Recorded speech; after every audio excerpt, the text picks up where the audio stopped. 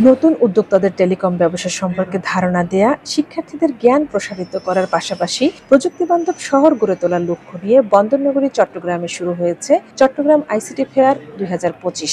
বুধবার 15 জানুয়ারি নগরীর GSC convention সেন্টারে বর্ণাঢ্য আয়োজনে এই মেলার সূচনা হয়। এদিন সকালে প্রযুক্তি উদ্যোক্তাদের সঙ্গে নিয়ে বেলুন উড়িয়ে মেলার উদ্বোধন করেন বাংলাদেশ টেলিযোগাযোগ নিয়ন্ত্রণ কমিশন বিআরটিসির চেয়ারম্যান সাবেক সেনা কর্মকর্তা এমদাদুল বারী। ইন্টারনেট পরিষেবা দেয়া প্রতিষ্ঠানগুলোকে সহযোগিতামূলক মডেলে ব্যবসা পরিচালনার আহ্বান জানিয়ে উদ্বোধনী বক্তব্যে বিআরটিসির চেয়ারম্যান বলেন, এখন সময় সংস্কারের, প্রযুক্তির উপর নির্ভর করে সেবা দিতে হবে। উল্লেখ করে বলেন, পৃথিবী অনেক দূর এগিয়ে গেছে, এখন ব্যবসার চেয়ে সেবাকে গুরুত্ব দিতে হবে। তিনি আরো বলেন, আইএসপিকে সেবাদানকারীর মতো হতে হবে। এই মেলার মাধ্যমে নতুন উদ্যোক্তারা টেলিকম ব্যবসা সম্পর্কে জানতে পারবে, শিক্ষার্থীরা জ্ঞান প্রসারিত করতে পারবে, যোগ করেন বিটিআরসির চেয়ারম্যান। তথ্য প্রযুক্তি খাতের বিকাশ একটি জাতির অগ্রগতির প্রধান চালিকা শক্তি। ডিজিটাল সংযোগের এই যুগে ইন্টারনেট শুধু যোগাযোগের মাধ্যম নয়, বরং জ্ঞান, উদ্ভাবন এবং সৃজনশীলতার একটি শক্তিশালী প্ল্যাটফর্ম।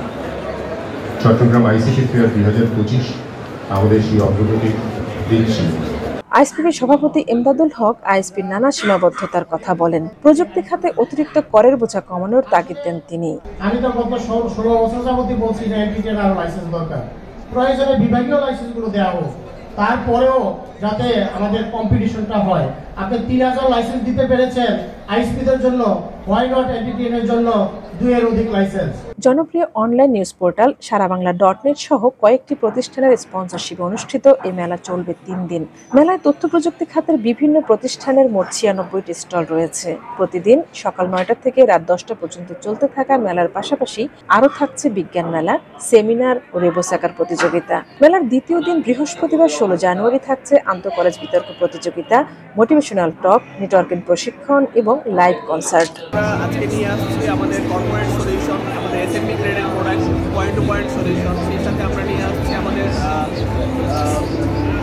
সার্ভেলেন্স সলিউশন এবং আমাদের রিটেইল রাউটার সেগমেন্টের সলিউশন। আর শুক্রবার 17 জানুয়ারি মেলার শেষ দিনে স্কুল পর্যায়ের কুইজ প্রতিযোগিতার সঙ্গে থাকছে সমাপনী অনুষ্ঠানের আয়োজন।